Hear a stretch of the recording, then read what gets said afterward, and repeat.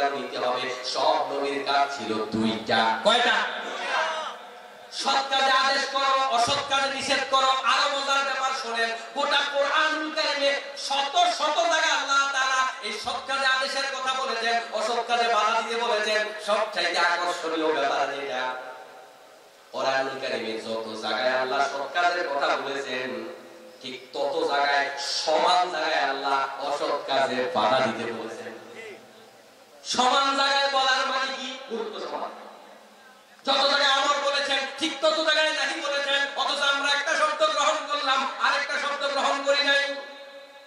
আমার মুসলমান ভাইরা, এই ঈমানের সাথে ধৈর্যের একটা গভীর সম্পর্ক আছে।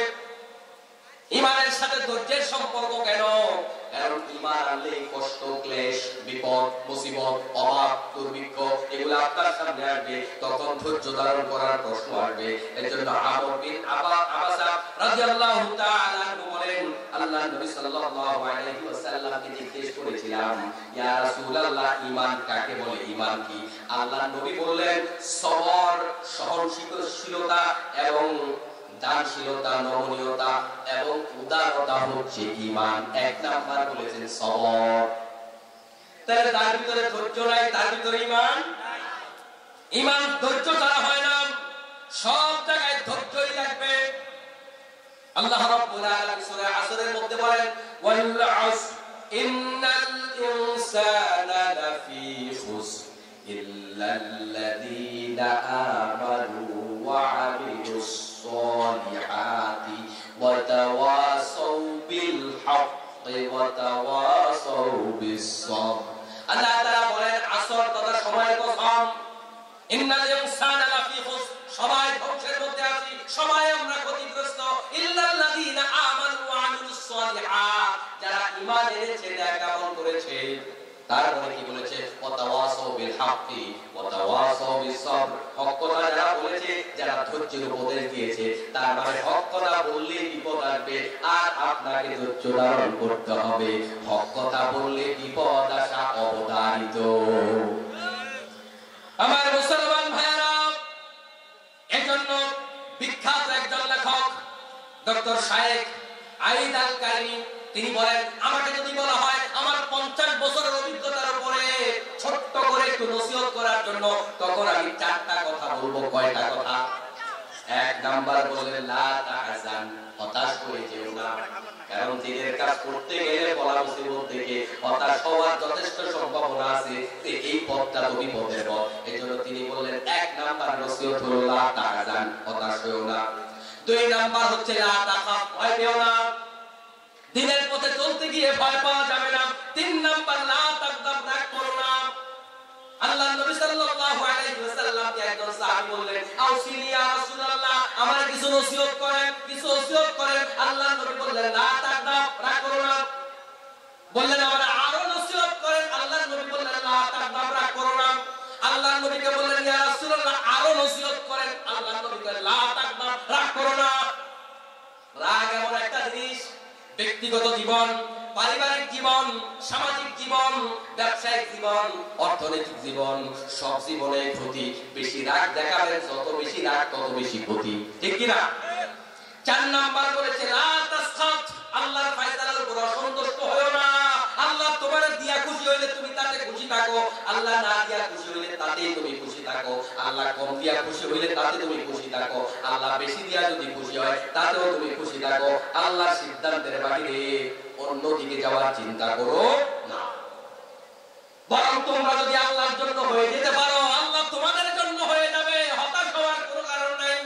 আল্লাহ তাআলা কোরআনুল কারীমের মধ্যে বলেন, ইন্নাল্লাযীনা ক্বালু রাব্বুনাল্লাহু থুম্মা ইসতাকামু তাতানাজ্জালু আলাইহিমুল মালায়েকা আল্লা তাখাফু ওয়া লা তাহজানু ওয়া আবশিরু বিল জান্নাতিল্লাতী কুনতুম তুআদুন। নিশ্চয় যারা বলে রব্বুল আল্লাহ, আল্লাহ আমাদের রব, সুম্মা ইসতাকামু, এই আয়াতের মধ্যে গুরুত্বপূর্ণ 2টা কথা।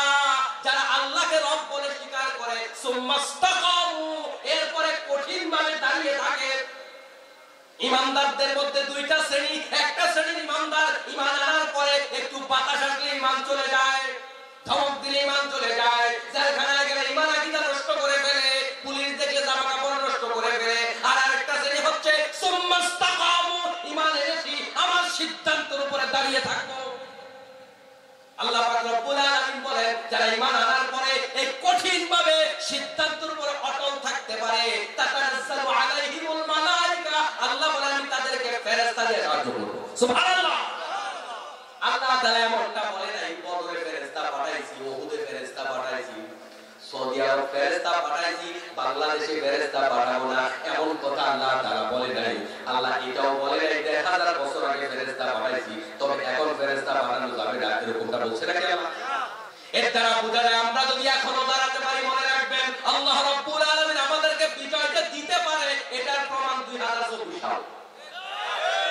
আপনারা যারা আমার সামনে বসে আছেন, যখন আমরা জীবনের ঝুঁকি নিয়ে বাংলাদেশের পক্ষে কথা বলেছিলাম, তখন আমাদেরকে অনেকেই বলেছে সন্তান কয়টা আছে, সন্তানের জন্য কি মায়া নাই, এত জীবনের ঝুঁকি নিয়ে কথা বলেন কেন?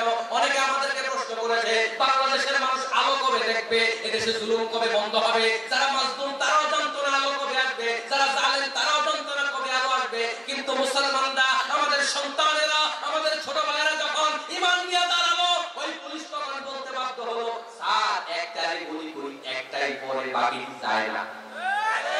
শুনছেন আপনারা? একটা গুলি করলে স্যার একটাই পরে বাকিরা যায় না।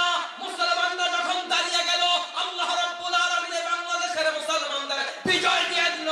এর দ্বারা বোঝা যায় বিজয় কখন আসে, যখন ইসলামের শহীদ দাঁড়ানো যায়। এই বাংলাদেশ ইসলামের বাংলাদেশ হয়ে যাবে, এদেশের মেজরিটি পার্সেন্ট মুসলমান। যদি আমরা এখনো পর্যন্ত দাঁড়াতে পারি, সৌদি আরবে ইসলাম থাকবে না থাক, সৌদি আরবে ইসলামের অনুশাসন পরিপূর্ণ মানুষ বা না মানুষ সেটা আমাদের আলোচনার বিষয় নয়। এই বাংলাদেশে ইসলাম কায়েম করা সম্ভব। দরকার হচ্ছে একদল তরুণ, একদল যুবককে দাঁড়াতে হবে ইসলামের জন্য, জীবন দেওয়ার জন্য দাঁড়াতে হবে। মুসলমান যখন জীবন দেওয়ার জন্য দাঁড়ায়, তখন আল্লাহ তাআলা তাদের জীবনটাকে বাঁচায় দেয়। আর যখন জীবন দেওয়ার জন্য না দাঁড়ায়, তখন বেশি বেশি মানুষকে জীবন দিতে হয়। এজন্য ভয় পাইলে দৌড়ানি খাবেন, ভয় পাবেন না আল্লাহ পাক মুক্তি দিয়ে দিবে। ভয় পাবেন বেশি জীবন দেওয়া লাগবে, ভয় পাবেন না কম জীবনের মাধ্যমে আল্লাহ তাআলা মুক্তি দিয়ে